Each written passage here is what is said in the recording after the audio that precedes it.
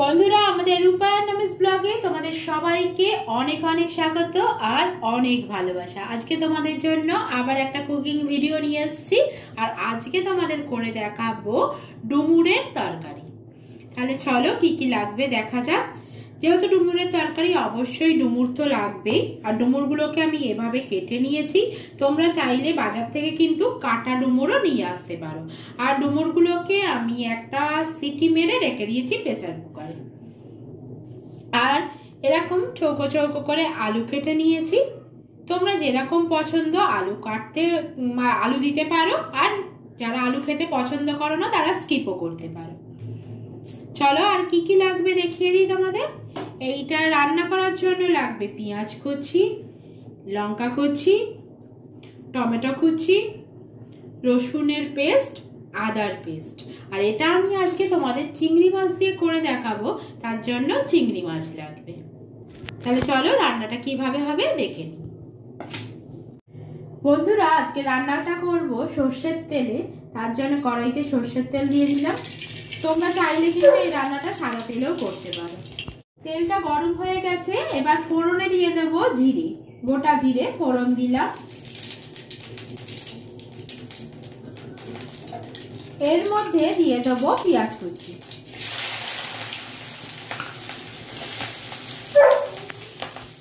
এবার পেঁয়াজটাকে লাল করে একটু ভেজে নেব। দেখো বন্ধুরা পেঁয়াজটা এখানে ভাজা হয়ে গেছে। এবার এর মধ্যে দিয়ে দেবো রসুনের পেস্ট। এবার রসুনের পেস্টটা ভালো করে ভেজে নেবো যাতে রসুনের কাঁচা গন্ধটা কেটে যায়।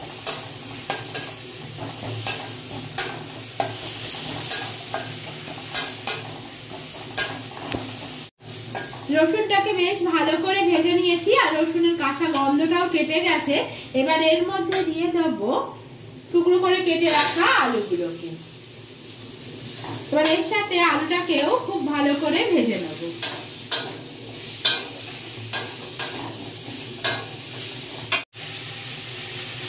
আলুটা এখানে আমার ভাজা ভাজা হয়ে গেছে। এবার এর মধ্যে মিশিয়ে দেবো টুকরো করে কেটে রাখা টমেটোটা, কাঁচা লঙ্কা আর আদার পেস্ট।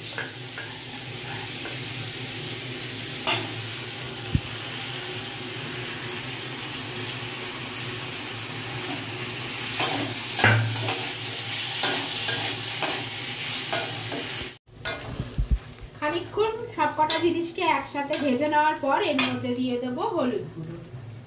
এর মধ্যে কিন্তু আলাদাভাবে কোনো রকম আর গুঁড়ো মশলার ব্যবহার, একটু বন্ধ করে, এর মধ্যে আর আমি কোনো রকম গুঁড়ো মশলার ব্যবহার করব না। তোমরা চাইলে কিন্তু এখানে লঙ্কা গুঁড়োর ব্যবহার করতে পারো, কিন্তু যেহেতু আমি লঙ্কা গুঁড়োর ব্যবহার করি না তার জন্য কিন্তু এখানে আমি লঙ্কার গুঁড়ো দিই। তোমরা চাইলে অবশ্যই ঝাল লঙ্কার গুঁড়ো বা কাশ্মীরি লঙ্কার গুঁড়ো কিন্তু রঙের জন্য ব্যবহার করতেই পারো।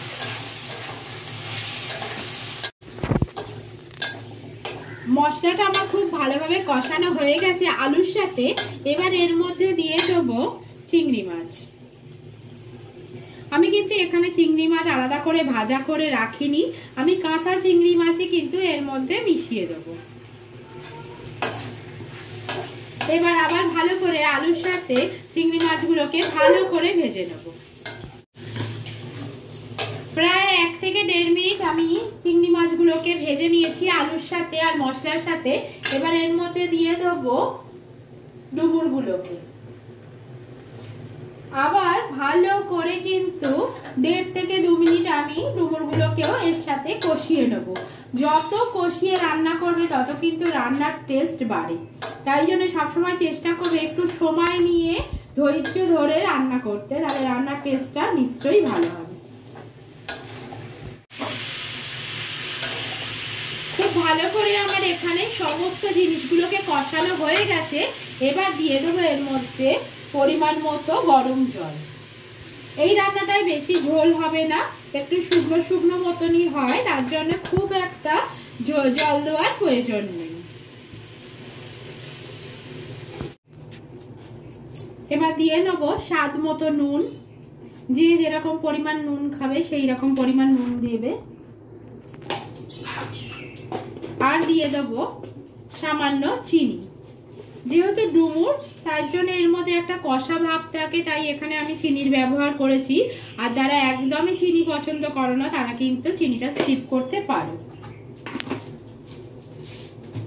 এবার ভালো করে আমি সবকটা জিনিসকে আবার মিশিয়ে দেবো।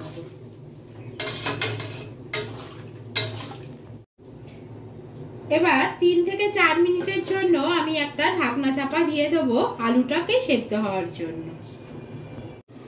3 থেকে 4 মিনিটের মতো হয়ে গেছে। এবার ঢাকনাটা খুলে দেখে নেবো আলুগুলো সেদ্ধ হয়েছে কিনা।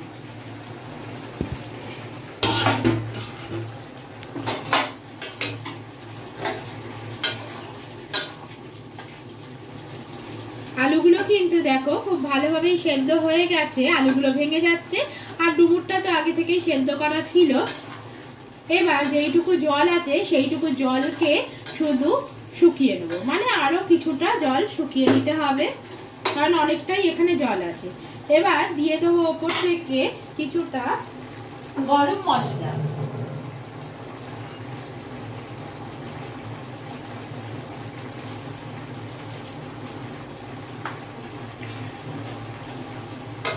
তাহলে বন্ধুরা এইভাবে রান্না করে দেখো, এই ডুমুর কিন্তু বেশ ভালো লাগে এইভাবে রান্না করলে। আর যারা যারা পেঁয়াজ রসুন বা চিংড়ি মাছ খাও না তারা কিন্তু নিরামিষ ভাবেও এই রান্নাটা করতে পারো, তবে তোমাদের কিন্তু এই জায়গায় ঘিয়ের ব্যবহার করতে হবে। বন্ধুরা দেখো জলটা কিন্তু অনেকটাই টেনে নিয়েছে, তার মানে রান্নাটা কিন্তু আমার একদম রেডি। এবার এই অবস্থায় আমি কিন্তু নামিয়ে দেবো। তাহলে বন্ধুরা তোমরা দেখতেই পেলে কিভাবে এটা করতে হবে, আর আমাদের কিন্তু পুরো রেডি জিনিসটা। তাহলে তোমাদের ভালো লাগলে একটা লাইক, একটা কমেন্ট, একটা শেয়ার করে দেবে, আর চ্যানেলটাকে সাবস্ক্রাইব করে দিয়ে আমাদের পাশে থাকবে। তাহলে দেখা হচ্ছে আবার অন্য কোনো ভিডিওর সাথে। এখনকার মতো এখানেই টাটা।